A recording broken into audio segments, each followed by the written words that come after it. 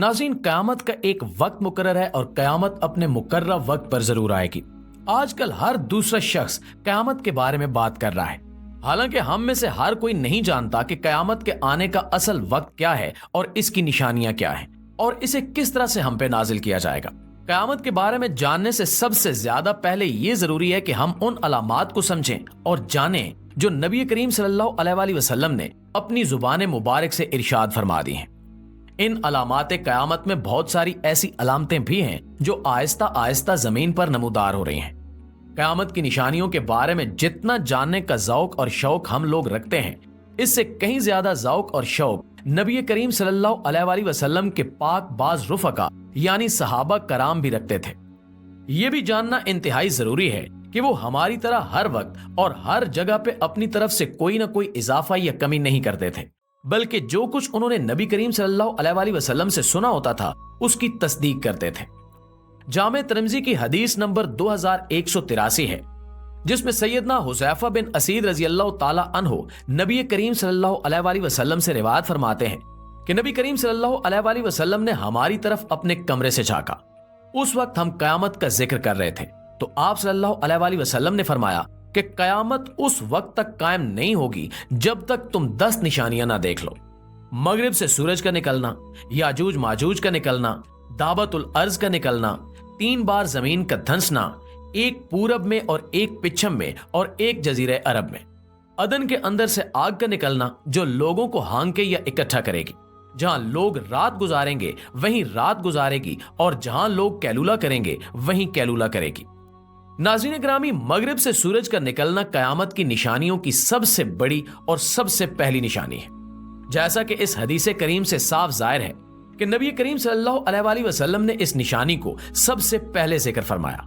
इसके बाद दूसरी बड़ी निशानी याजूज माजूज का निकलना होगी और याजूज माजूज के बारे में मुख्तलिफ अहादीस में पूरी तरह से मज़कूर है कि जब ये जमीन पर उतारे जाएंगे तो इनकी तादाद इस कदर ज्यादा होगी कि ये ऐसे महसूस होंगे जैसे बुलंदी से पानी तेजी से आ रहा हो। याजूज माजूज के बारे में हदीस नबवी में यह भी मज़कूर है कि ये इस कदर वहशतनाक और सफाक कौम होगी कि इनके रास्ते में जो कुछ भी आएगा ये उसे खाते चले जाएंगे।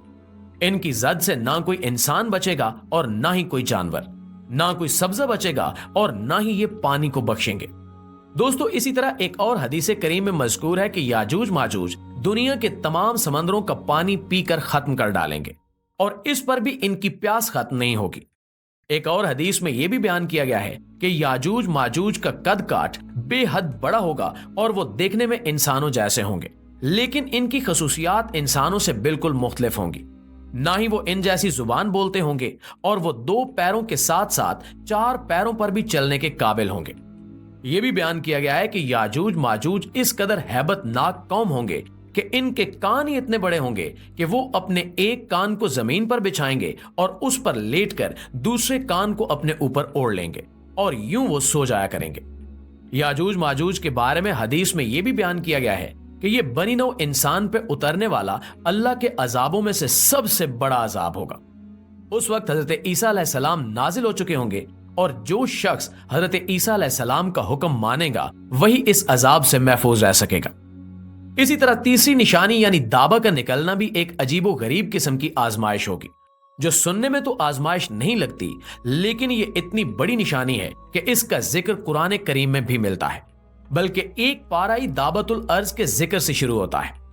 दोस्तों, जमीन का ये जानवर जिसके बारे में हदीस करीमा में काफी तफसील से मज़कूर है और कहा गया है कि इस जानवर का एक उज़्व किसी दूसरे जानवर से मुताबिकत रखता होगा और पूरे का पूरा ये जानवर इंतहाई अजीबोगरीब होगा।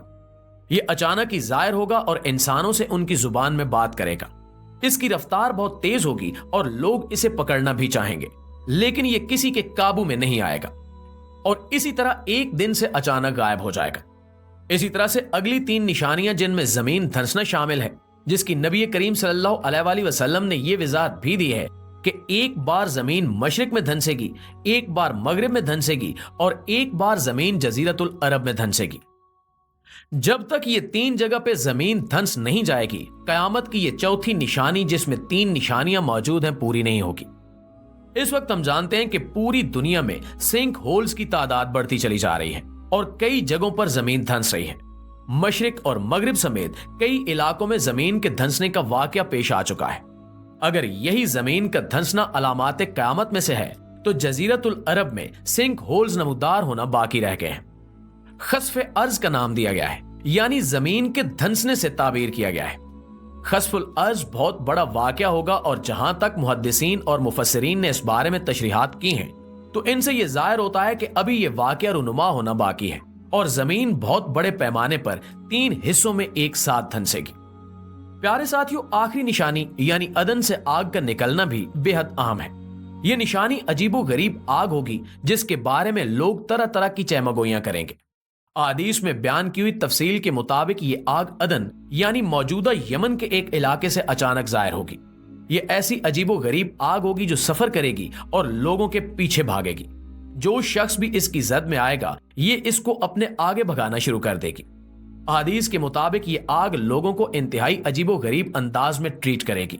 जब लोग थक कर रुकना चाहेंगे तो ये आग ठहर जाएगी और यूं लोग कुछ देर आराम कर लेंगे।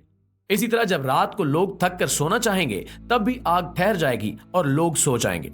फिर जैसे ही सुबह को लोग उठ खड़े होंगे ये आग इन्हें फिर से भगाना शुरू कर देगी।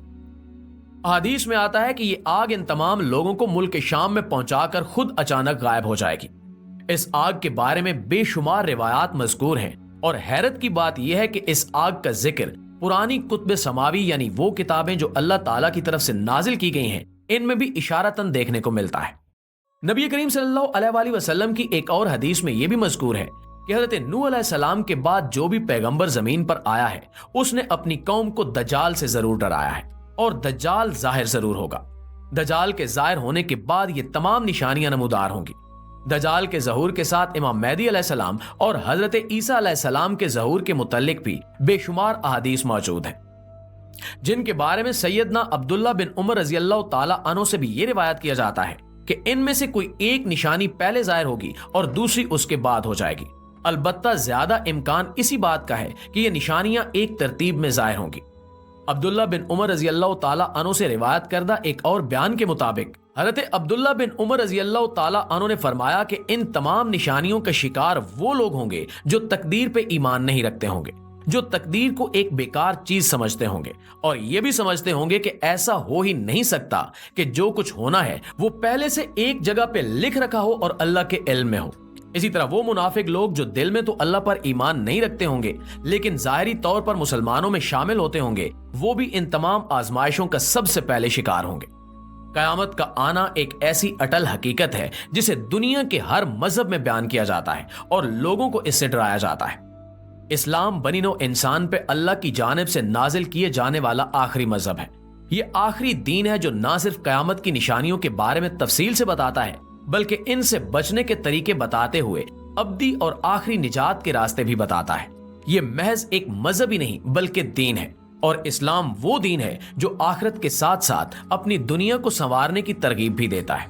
अल्लाह से दुआ है कि हमें राह हिदायत पर चलने और इस्लाम पर अमल करने की तौफीक अता फरमाए। आमीन सुमा आमीन।